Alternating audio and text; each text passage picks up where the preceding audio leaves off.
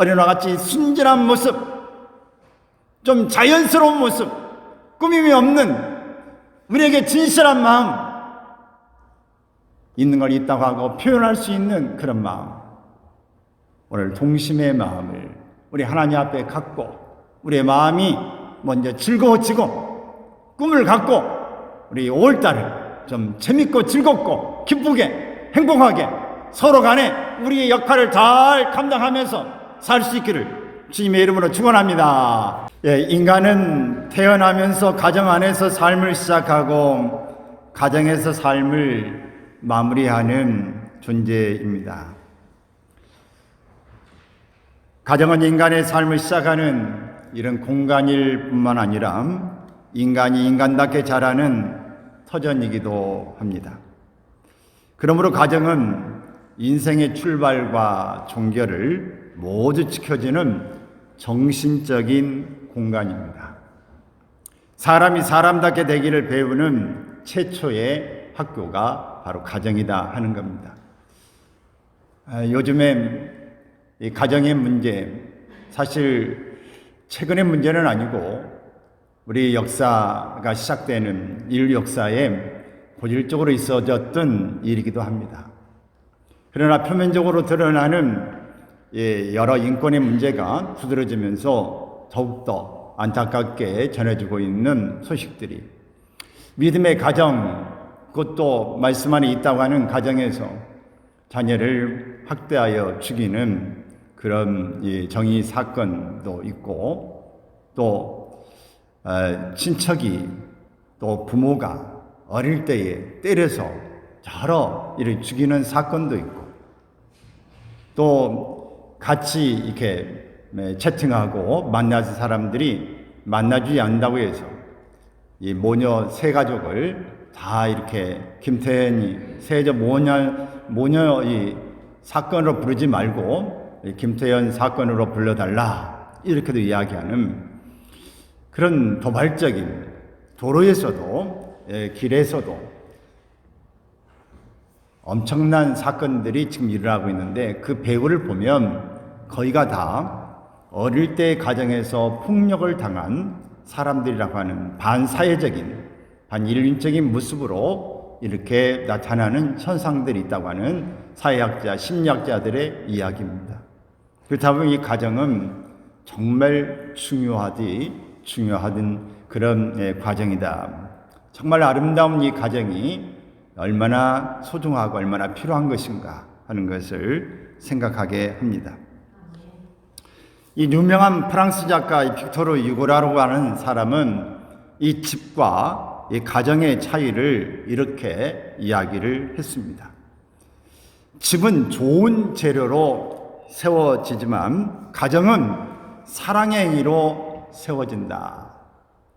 재료가 다릅니다.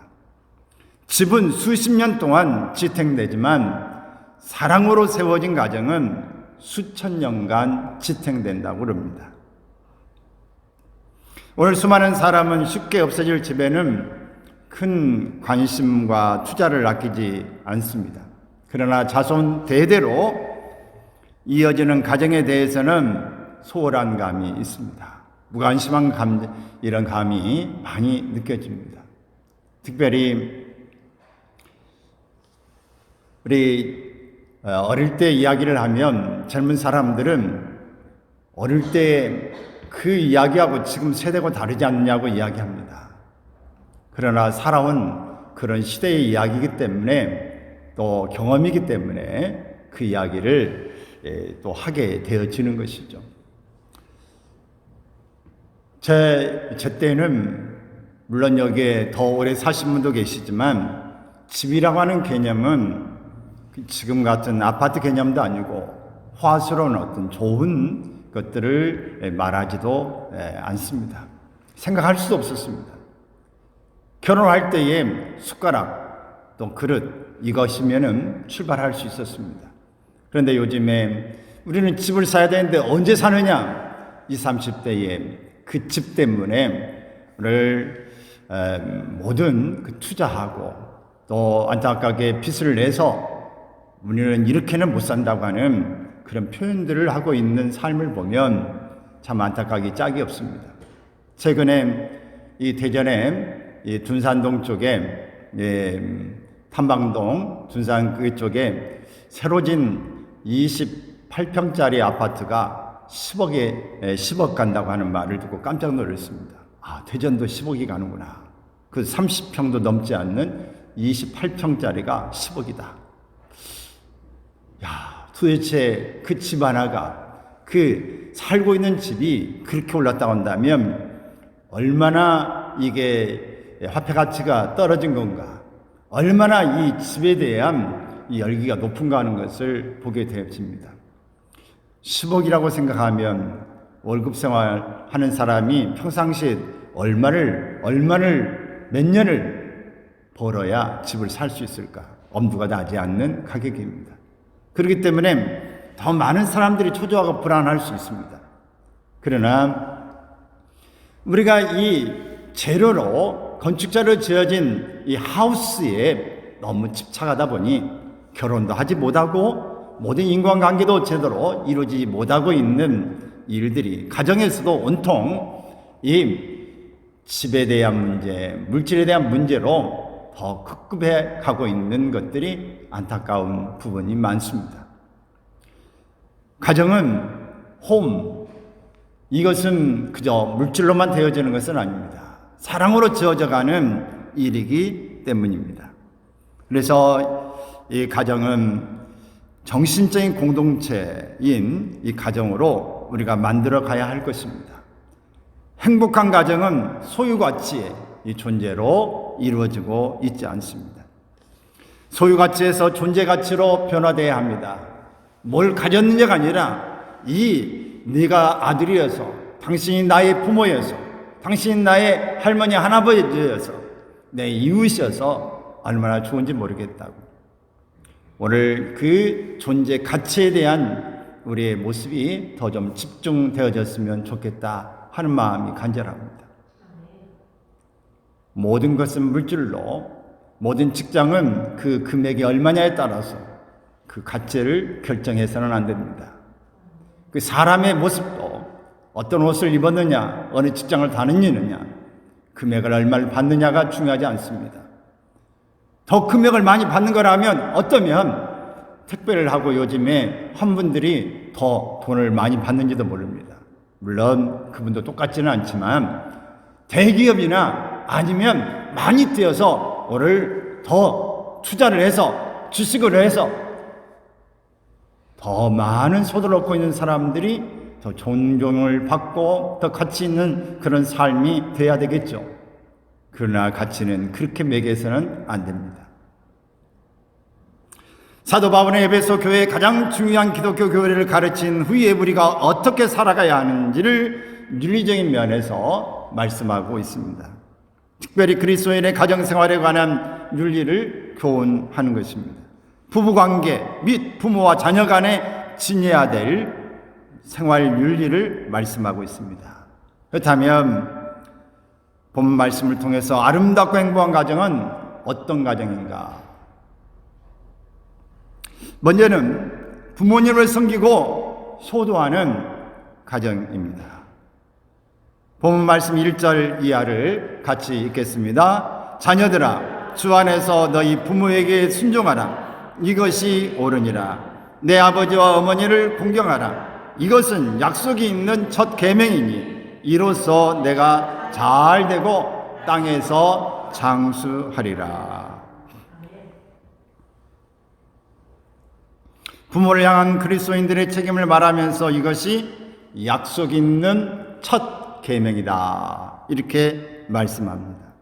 그런 부모를 섬기고 효도하는 것은 무엇일까요? 부모를 섬기고 효도하는 것, 먼저는 부모에게 순종하는 것입니다. 본래 이 순종이라고 하는 이 단어는 밑에서 듣는다라는 의미를 가지고 있습니다. 순종, 어디서 듣는다? 밑에서, 아래에서 듣는다고 하는 말입니다. 부모가 말씀하는데 저 위에 있으면서 말씀하세요, 듣고 있어요. 이 자세가 아니라 말씀하면 아래로 내려와서 말씀하세요. 오늘 이것이 순종이라고 하는 단어입니다. 부모님의 말씀을 밑에서 들어야 합니다. 이것이 자연의 법칙입니다.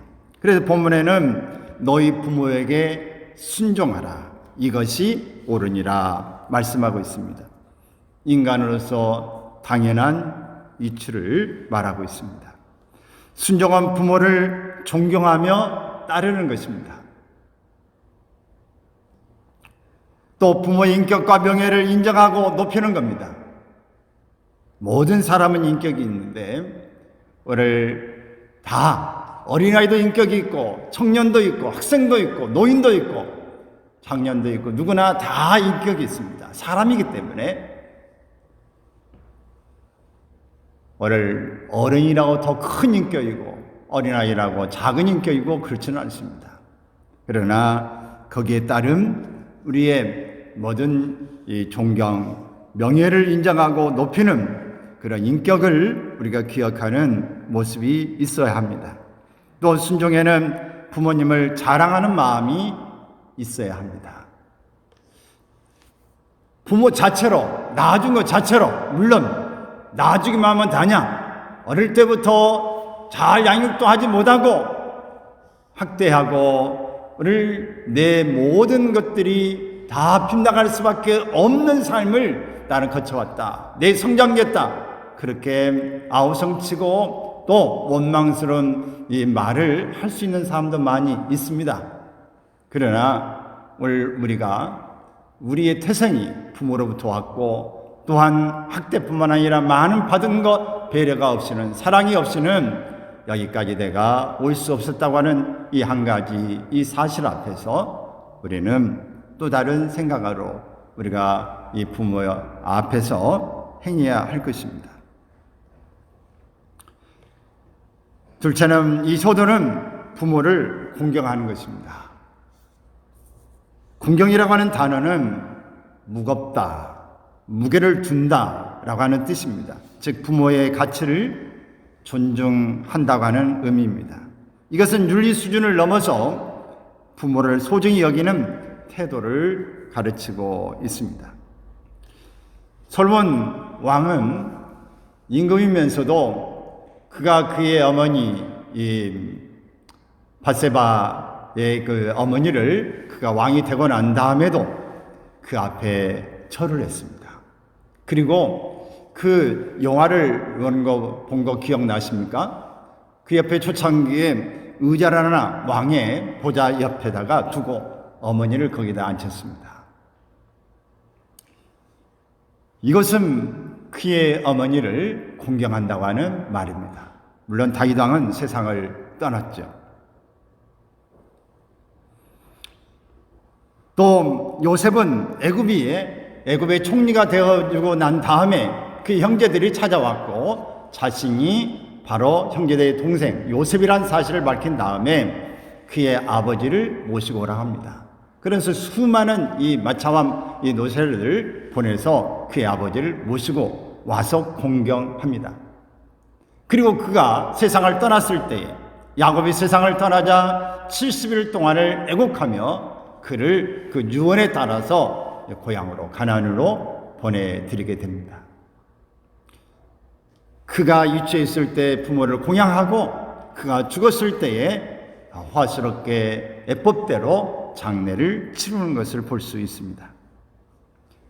효도는 부모를 공경하는 것입니다. 또 효도는 부모의 마음을 기쁘게 하는 것입니다. 잠언 23장 25절 같이 읽겠습니다. 내 부모를 즐겁게 하며 너를 낳은 어미를 기쁘게 하라. 고린도서 3장 20절에 또 말씀을 보게 되면은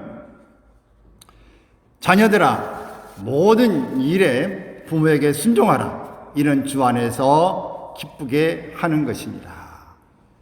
이렇게 말씀하고 있습니다. 부모님께 좋은 음식이나 옷을 해드리는 것만이 효도가 아닙니다. 진정한 효도는 부모님의 마음을 기쁘게 해드리는 것입니다. 여러분, 우리가 살면서 마음을 기쁘게 해드린 것 같이 즐거운 일이 없어요. 물론 부모에 대한 이야기니까 그렇지만 우리가 이 살면서 친구 이 간에도요, 우리 그 친구의 마음을 헤아리며 친구를 기쁘게 해주는 그게 진짜 친구가 아닌가 싶어요. 친구는 관계는 우정이라고 하는 말을 더 쓰지만 기쁘게 해주는 것, 마음 편안하게 해주는 것. 오늘 직장에서도 마찬가지로 그 주변의 사람을 기쁘게 마음을 편하게 해주는 것. 우리 주변의 사람도 마찬가지예요. 그 주변의 사람을 기쁘게 마음을 편안하게 해주는 것. 최고의 대접이고 최고의 행동입니다. 부모에게 있어서는 더 두말할 필요가 없습니다. 부부간에도 마찬가지예요.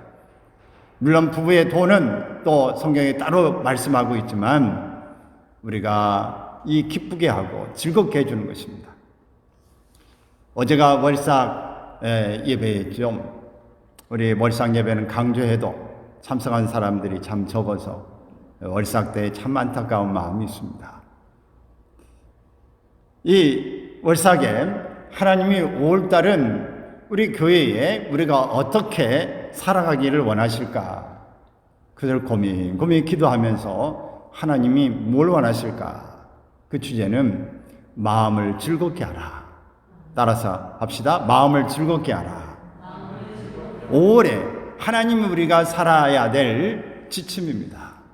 물론 성경에 전체가 있지만 마음을 즐겁게 살아라. 마음을 즐겁게 하라. 우리의 마음이 즐거우면 모든 게 즐겁습니다. 우리의 마음이 즐거우면 어떤 걸 해도 즐거워요. 어떤 이 반찬을 나와도 즐겁습니다. 어떤 일을 해도 즐겁습니다.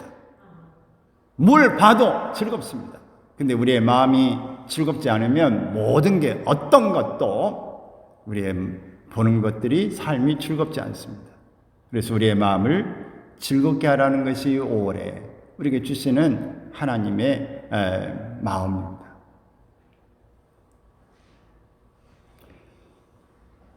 우리는 부모님께 효도하는 삶을 살아가고 있는지를 살펴볼 수 있기를 바랍니다.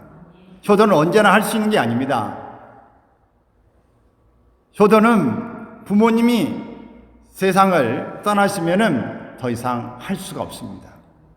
효도에도 유통기한이 있다고 하는 사실을 기억하기 바랍니다. 따라서 합시다. 효도에도 유통기한이 있다. 우리는 많은 부분에 이 효도하는 그런 일들을 통해서 우리가 하나하나 다 이 과정을 어떻게 보면 후에 막심하죠. 이런 우리가 얼마나 지나온 동안에 효도를 하고 싶지만 때일은 후회를 해봐야 부모님은 계시지 않습니다. 근데 계실 때 우리가 효도해야 된다고 하는 것을 우리가 꼭 기억할 수 있기를 바랍니다. 이 압살롬은 결국 그의 생전에 그의 아버지를 반역하고 아버지를 죽이겠다고 전보들었던 그 일을 통해서 결국은 압살롬이 죽게 되어지고 다윗 아버지는 통곡을 하게 되어집니다. 아버지를 통곡하게 하는 그런 이 자녀의 모습이 효도라고 볼 수 없습니다. 요셉처럼 그 야곱이 죽을 때에 이 요셉이 얼마나 고마운지 요셉을 이 혼자 축복하는 게 아니라 얘야 요셉 나는 너를 한 지파로만 축복하는 게 아니라 네 두 아들을 에브라임과 므낫세를 내 대신 축복하겠다 해서 반지파가 된 거예요. 그래서 에브라임 지파 므낫세 이 지파가 되어지고 맙니다. 물론 요셉 하나니까 반지파라고는 말을 씁니다만은 여러분 두 지파가 된 거예요. 얼마나 야곱이 기쁘고 즐거웠으면 요셉에게 있어서는 두 아들을 하나의 지파로 이렇게 나누게 되어집니다. 여러분 부모를 기쁘게 하면 부모가 축복하게 됩니다. 우리 둘째는 자녀를 믿음으로 양육하는 가정이 되어야 합니다. 4절에 있는 말씀을 같이 한번 읽겠습니다. 또 아비들아 너희 자녀를 노엽게 하지 말고 오직 주의 교훈과 훈계로 양육하라. 총명하고 튼튼한 자녀를 낳는 것도 축복이지만 하나님 주신 자녀를 훌륭한 신앙과 인격을 가진 하나님의 백성으로 기른다고 하는 것은 아주 중요합니다. 하나님은 이스라엘 백성의 그 유명한 쉐마를 가르치면서 자녀 교육의 책임을 부모에게 맡겼습니다. 본문의 말씀도 부모가 자녀들을 어떻게 양육해야 되는가를 가르쳐 주고 있습니다. 어떻게 자녀를 양육해야 될까?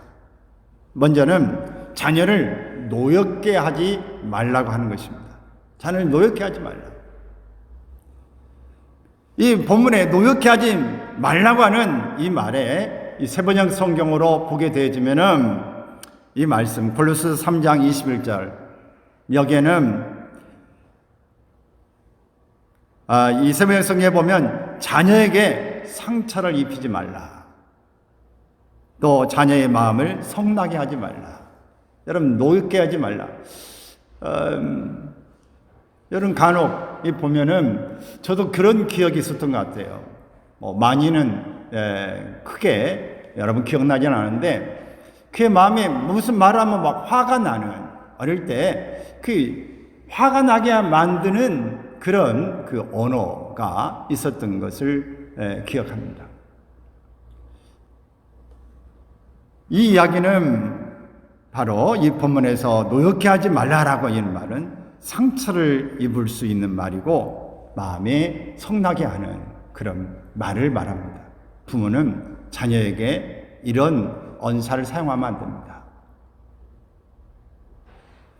골로새 3장 21절에 보게 되면은 같이 읽겠습니다. 시작. 아비들아 너희 자녀를 노엽게 하지 말지니 낙심할까 하노라. 노엽게 하지 말라. 낙심할까 하노라.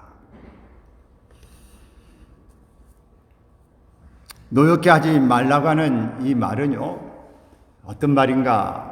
배가 항해를 하는 데에 바람을 없애버린다고 하는 거예요. 물론 지금은 이 배가 큰 저인망도 있고 함대도 있고 물속으로 가는 거 뭐라고 그래요? 잠수함도 있고 어마어마한 것들이 있습니다. 유조선 우리나라가 이 조선에서는 지금 1등이지 않습니까? 근데 그 당시에는 엔진이 없는 배죠. 그래서 다 돛대 이렇게 돛담배 이렇게 돛을 다 그리고 바람을 이용해서 갔습니다.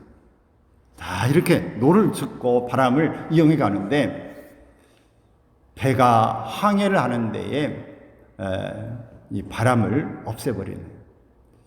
여러분 그러니까 정말 이 노엽게 하는 일은 그냥 움직이는 일 자체가 참 힘들게 하는 거예요.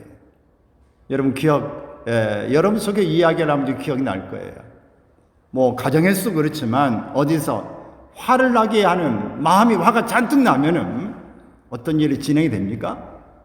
무슨 일을 해도 손에 안 잡히니까 한숨을 쉬거나 손에 잡히지 않거나 모든 일을 하기 싫거나 이런 일이 생기지 않아요?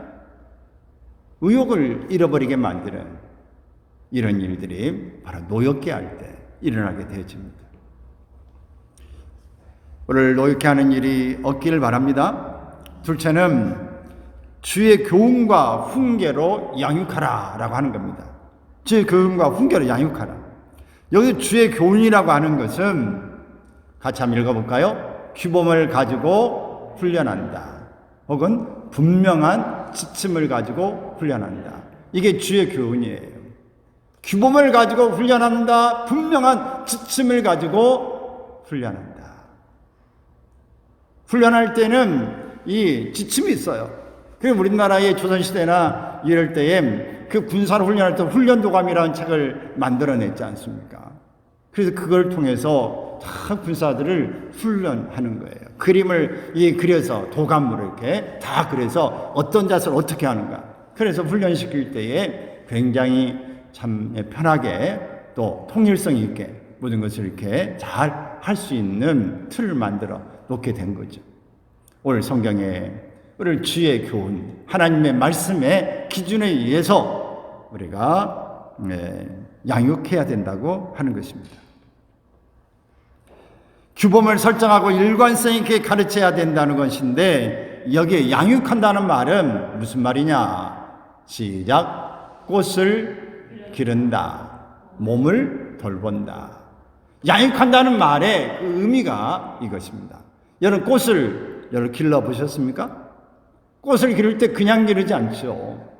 꽃에 벌레가 있는지, 가지가 뻗어나가는지, 오늘 쉬어져 있는지, 물이 부족하지 않는지, 뭐가 있는지를 살펴서 물은 어느 때 며칠에 한 번씩 줘야 되는지, 물을 싫어하는 것은 많이 주면 썩고 물을 자주 줘야 되는데 안 주면 말라버리고, 어떤 것은 햇빛을 많이 받아야 되고 어떤 것은 또 음지에서 길러야 되는 것들이 있어요. 꽃을 기른다는 게 그게 쉽지 않습니다. 어떤 것은 다 이 배양토를 가지고 길러야 되지, 일반 흙을 기르면 거기에 벌레가 있고 거기에 양분도 없고, 그래서 일반 흙을 넣어서는 화분이 되지도 않아요. 그러니까 꽃을 하나 기른다고 하는 것은 그 때에 맞춰서 하나하나 잘 알고 배려하지 않으면 식물이기 때문에 그냥 길러낼 수가 없어요. 이것처럼 양육한다는 말은 꽃을 기른 것처럼 어렵다고 하는 거예요. 잘못하면 죽입니다. 몸을 돌보는 것처럼 우리가 우리의 몸을 보면서 어디가 아프면 거기를 얼마나 우리가 또 집중해서 보호하고 거기를 또 감싸고 우리가 치료하고 그러지 않습니까? 양육은 이런 의미를 가지고 있다. 이렇게 꽃을 기르는 사랑과 건강을 돌보는 정성으로 자녀를 돌보는 관심을 가지라라고 하는 의미가 바로 양육한다고 하는 말입니다. 주의 교훈과 바로 양육을 우리가 기억할 수 있기를 바랍니다. 사랑하는 여러분, 우리 성경에서 우리 잠언 22장 6절에 있는 말씀을 하고 있는데 같이 읽습니다. 시작. 마땅히 행할 길을 아이에게 가르치라. 그리하면 늙어도 그것을 떠나지 아니하리라. 가르쳐야 합니다. 양육해야 합니다. 그래 학교를 다니면 학교에서 배운 것들이, 오늘 유명한 책 있지 않습니까? 내가 유치원에서 모든 걸 배웠다. 여러분 사실 유치원 우리 세대가 아닌 분들도 있지만 이 유치원에서만 배워도요 거의 예법이나 생활하는 건 거의 다 배웁니다. 내가 모든 것을 때 기본적인 유치원에서 배웠다는 책, 우리 교회가 이 기본적으로 ing해야 될 하나의 책 중에 하나죠. 여러분, 우리가 배우는 것들이 우리 속에서 입력돼서 다 우리가 살아가는 데에 하나하나 지침이 되고 방향이 됩니다.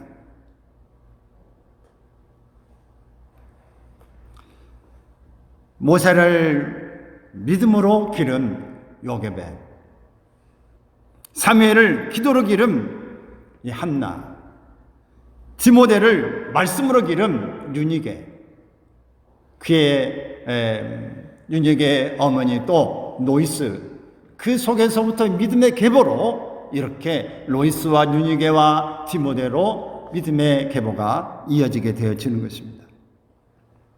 오늘 우리가 이렇게 길리기를 바랍니다. 세 번째는 부부가 서로 책임을 다하는 가정입니다. 이 가정은 결국은 이 부부가 책임을 다하는 가정인데, 요즘에 일본에 써 있는 이 가수 사유미인가요? 그 문제가 우리나라의 새로운 또 이슈고, 물론 오래전부터 되어 있지만 지금 프랑스나 외국에서도 그것이 몇 년째 이 법에 국회에서 계류 중에 있습니다. 우리나라 지금 법을 지금 따지고 있는데, 독신이 바로 이 정자능에 가져다가 배양해서 말이 나오면 이걸 가정으로 자 인정하자, 뭐 이런 겁니다. 성씨도 아버지 성만 따는 게 아니라 엄마 성이든 원하는 쪽을 성씨를 하자, 이게 지금 논의 중에 있어요. 우리가 근본적인 모든 것들이 지금 새로운 테두리에서 논의 중에 있어요. 가정에 대한 문제, 기본으로 엄마 아빠가 오늘 이 부부가 사랑하고 책임을 다하는 가정의 개념이 지금 사라져 가고 있습니다. 오늘 성경의 개념과는 굉장히 다르죠. 동성애 문제라든지 모든 이런 문제, 또 법적으로 혼인하지 않고 사는 이것도 다 우리의 실제적인 사실혼이 되면 인정하자. 뭐 동거 기간이 오래돼지고 그러면 계약이 되든 어쨌든 모든 것들이 인정되면 가정으로 다 합법화해야 돼야 된다. 뭐 이런 논의들이 많습니다. 그것은 또 법의 문제이지만 우리는 어떤 성경에서 자녀 양육은 부모가 이 합의해서 사랑의 관계로 자녀를 낳고 또 믿음 안에서 그들을 양육하는 것이 성경적인 원리라고 하는 사실을 기억하시기를 바랍니다.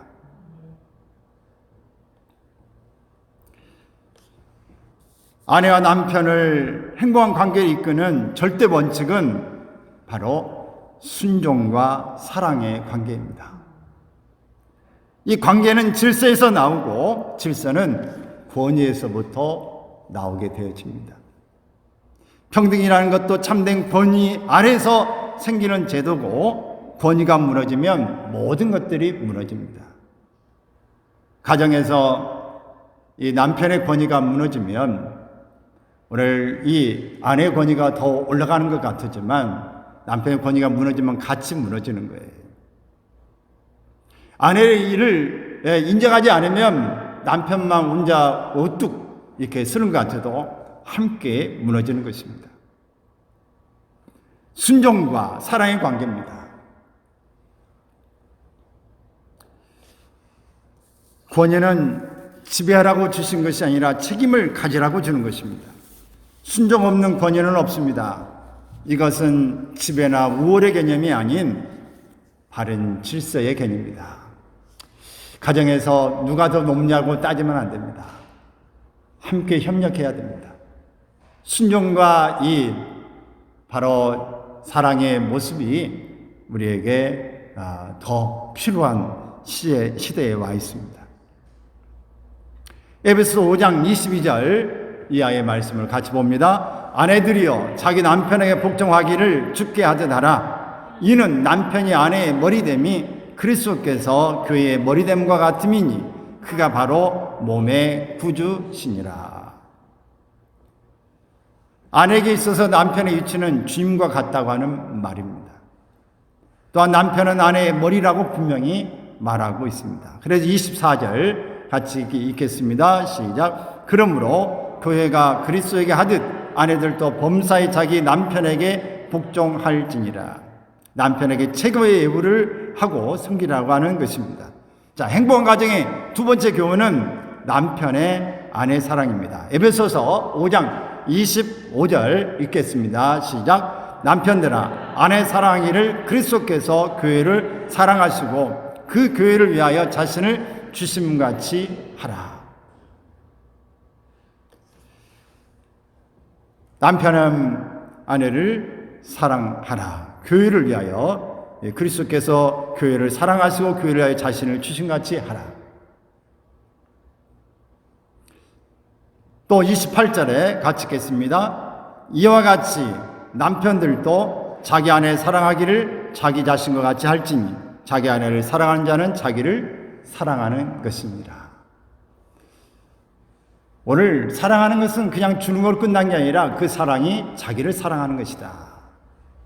순종하는 것이 그냥 복종하는 것이 누구만을 위해서 하는 것이 아니라 그것이 바로 내가 사랑받고 내가 행복해지는 비결이다 하는 것을 이야기합니다.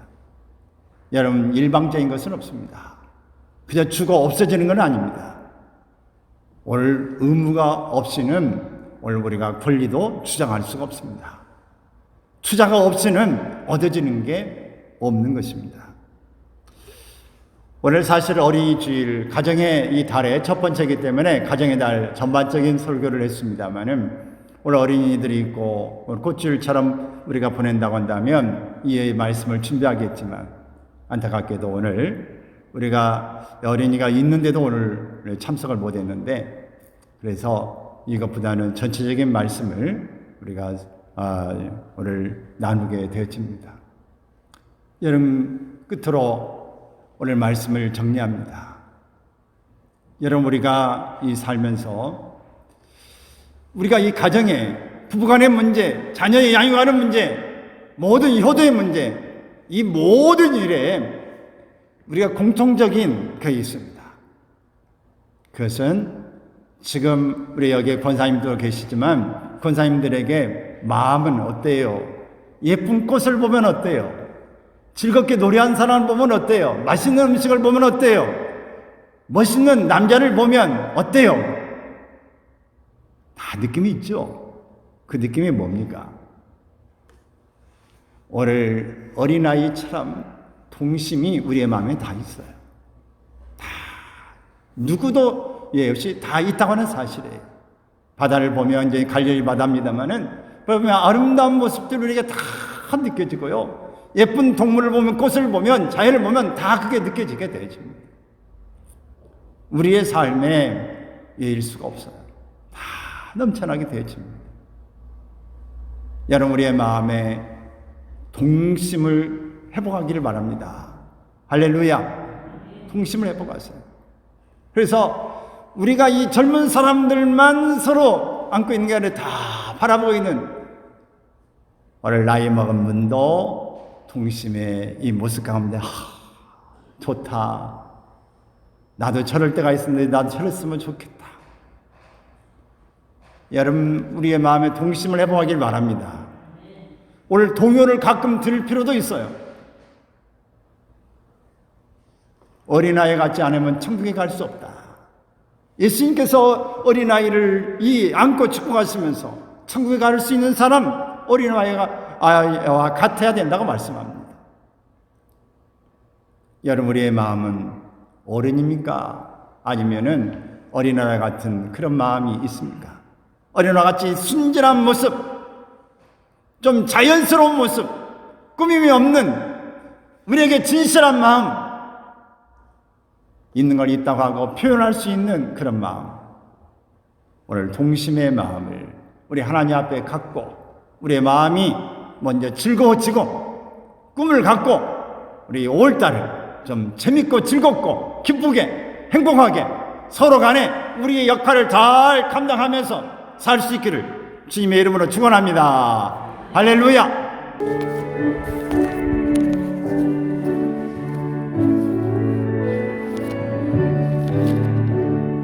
주의 말자치를 따름이 못 즐거운 일 아닌가. 마음의 맑은 하늘 열리고 밝은 빛이 비친다. 발자취를 따라 가자. 기쁜 마음 몸으로 발자취를 따라 가자. 찬송하며 즐겁게 주의 발자취를 따름이 어찌 행복한 일 아닌가. 마음의 악한 생각 사라져 밝은 마음 싹 튼다. 발자취를 따라 가자. 기쁜 마음으로 발자취를 따라 가자. 찬송하며 즐겁게 주의 발자취를 따름이 어찌 든든한 일 아닌가.